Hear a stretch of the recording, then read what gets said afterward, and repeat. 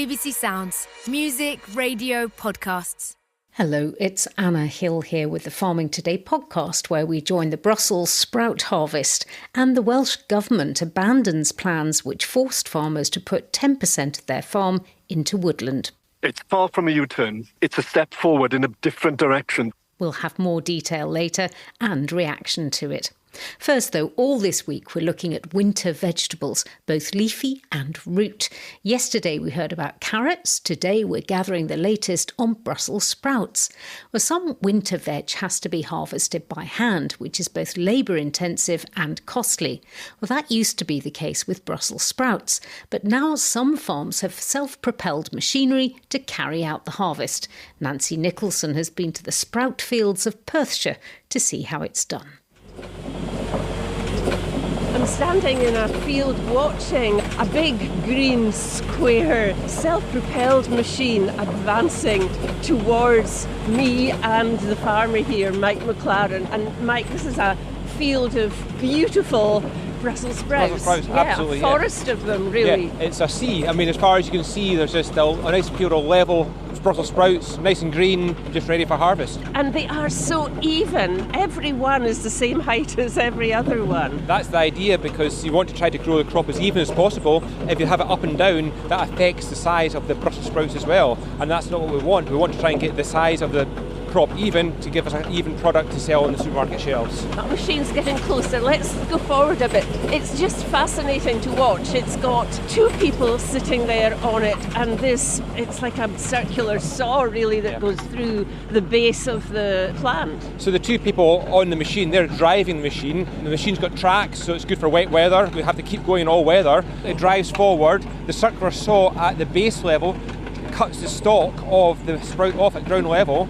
The two boys then take the stalk when it's cut, and they feed it into what they call the button stripper, and it takes all the Brussels sprout buttons off the stalk, puts the stalk back on the ground, and the buttons land up in the big tank behind. Right, and then they go back to a pack house and get sorted? Absolutely, yes. So they get put into big wooden boxes, and then from there into cold store, and then down to the central pack house to get further chilled, sorted for quality and for size. And has this been a good year for you? It's been okay. The problem this year, believe it or not, Nancy, you said it's a nice big crop of Brussels sprouts. Believe it or not, they're not as big as they should be. The stalks are probably about 10 or 15 centimetres shorter than they should be.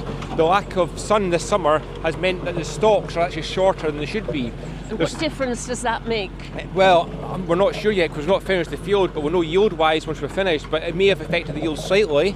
But what has happened is that the stalk is shorter, so all the Brussels sprouts are closer together on the stalk and are also closer to the ground. So it just takes a little bit longer to harvest because you've got to try and get those saws as close to the ground as possible so you don't lose the bottom ones because of the closeness to the ground. I can see that. They're right on the ground, aren't they? Absolutely, yeah. Yeah. It's just the joys of the Scottish weather, isn't it? Lack of sun. We're not going to complain about the weather too much. It wasn't too bad, but yeah, the sun levels were a bit of an issue, and if we had a bit more sun, the crop would have been a little bit taller, which would have made it slightly easier to grow. We're reversing up the field here. We're reversing, we're running.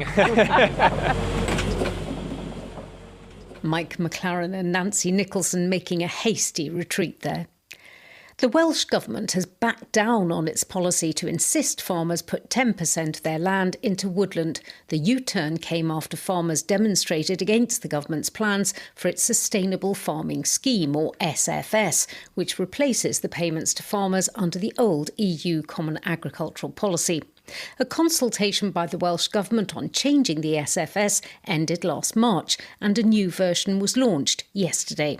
The SFS still includes previous ambitions of supporting sustainable food production, rewarding farmers for mitigating climate change and enhancing the environment. And the Welsh Government hopes the changes will encourage more farmers to join in. It was launched by Deputy First Minister Huw Irranca-Davies, who's also Secretary for Climate and Rural Affairs in Wales, at the Winter Fair in Builthwells. I believe that the changes address the needs of Welsh farmers. They support the ongoing sustainable production of food in Wales, and they will help us make progress towards tackling the climate and the nature emergencies too.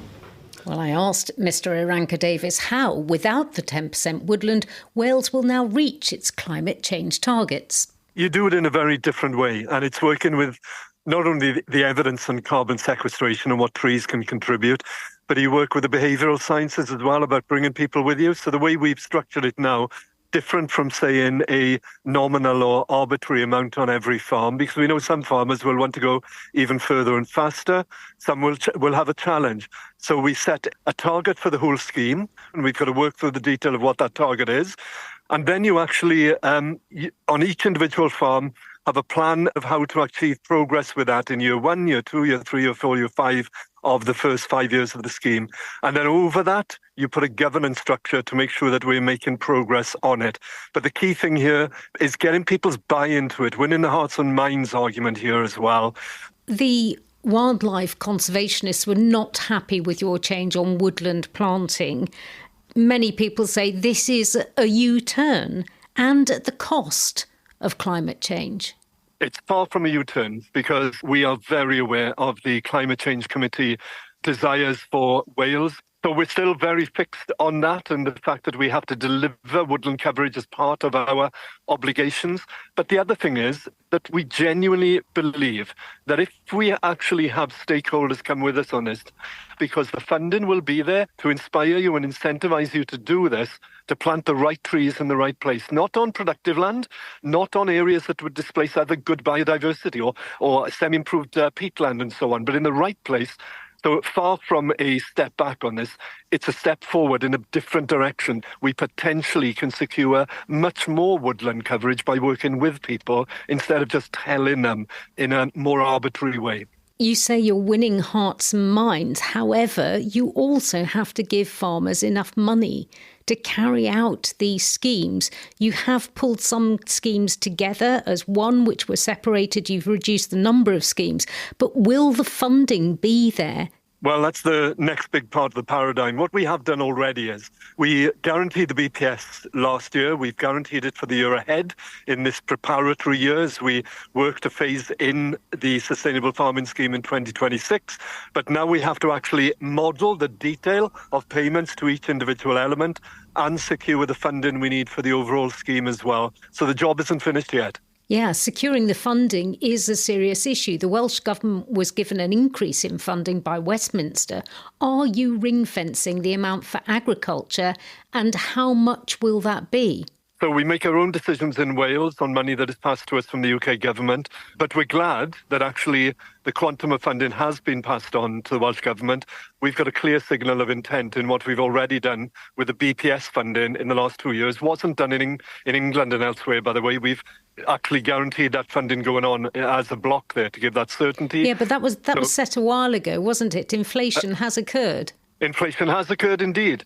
But what we've argued to the UK Treasury, I'm glad to see that they've responded, is we needed to have not only the protection of the fund that we had the previous year, but actually with an uplift as well, recognising inflation. So I'm pleased that that has come through. Finally, will you be putting the case to Westminster and the Treasury to make changes on inheritance tax for farmers? Because the farmers in Wales are just as angry as those farmers we saw last week outside Whitehall.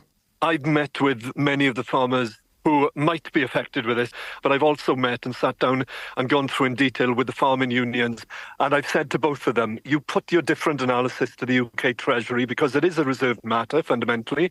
And I've also sought and had the assurance from DEFRA ministers that they will engage equally with Welsh farmers, because we have characteristically many, many more proportionally small and medium scale farms, some of which will not be affected, by the way, by the APR and the inheritance tax as well.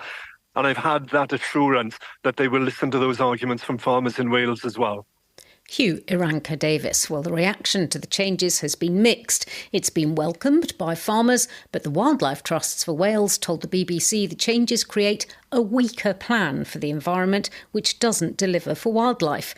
And Alexander Phillips, Policy and Advocacy Manager for WWF Cymru, said the change on woodland planting could mean failure to reach climate change targets. What happens if we're in 2 years, 3 years' time, not much has been planted, and what's the government going to do? Is it going to change the payment rates? Is it going to return to the mandation issue? Because ultimately, this is about outcomes and delivery for the nature and climate crisis, and that requires action on the ground. And if we're nowhere near meeting our 2030 targets when we're halfway there, then questions will be raised as to whether today was the right decision or not. Alexander Phillips, the Farmers Union of Wales, described the changes as the end of the beginning, saying that more detail on the schemes needs to be sorted out and that it'll need to know there's enough money going into the schemes to make them work. NFU Cymru has broadly welcomed the changes. President Aled Jones. We're cautiously optimistic. There has been progress, but there's additional work that still needs to be undertaken. What difference will dropping the 10% woodland rule make to farmers? So many farmers have said, this is clearly too high a barrier for them to be able to participate in the scheme. And it didn't actually make, any financial sense either. So that was one of the major concerns. And then there was the other part. So there were 17 universal actions which you had to adhere to. The 10% habitat management has been retained, but there will be an enlarged number of options which are available, including the creation of temporary habitats. So no tenants or whatever land tenure that people might have will be barred from being able to enter the scheme, which is something that we said was critical right from the word go. That's all farms, regardless of what land tenure or land types or farming systems would be able to enter into the scheme. There had been some criticism about lack of schemes for hill farmers and horticulture. Has that changed at all? I think there's a good balance. I would say that this is not the final scheme. So there's additional work that certainly needs to be undertaken at some stage. Budgets will need to be allocated because obviously if there is no budget attached to the actions or the optional layers, farmers will not be able to plan. So that'll be fundamental. The Westminster budget announced more funding for the Welsh Government overall, but will farmers see an increase in funding for the SFS? And is it ring-fenced? Well, the 1.7 billion additional in the block grant available to Welsh Government. But pro rata, if you consider that 2% of that budget would be for agriculture and rural affairs, well, that's only 34 million. But to be honest with you, we've seen 62 million taken off the rural affairs budget in the last 2 years. So even returning that budget in itself was something that we've been calling for. Well, it's obvious that the Welsh Government says it's been listening to farmers. What about the inheritance tax? What proportion of Welsh farmers do you think would be affected by the new inheritance tax, which was announced in the Westminster budget? Well, there's no specific Welsh-based data. The only safe data that's available is at an UK level. But as every day passes, there's more economic analysis being undertaken by experts in this field. And it's quite clear that the scale and impact is far greater than the Treasury was saying it would be. Now, more people are saying it's more likely 3/4 of UK farms would be impacted. And I hope that the realisation that Treasury have inputted their figures and their analysis is incorrect, they'll have to, at some point, confess to some of the errors and seek other ways of addressing why they were wanting to make the changes in the first place. Aled Jones, President of NFU Cymru. That's all from us. I'm Anna Hill. The producer was Rebecca Rooney. Farming Today is a BBC Audio Bristol production.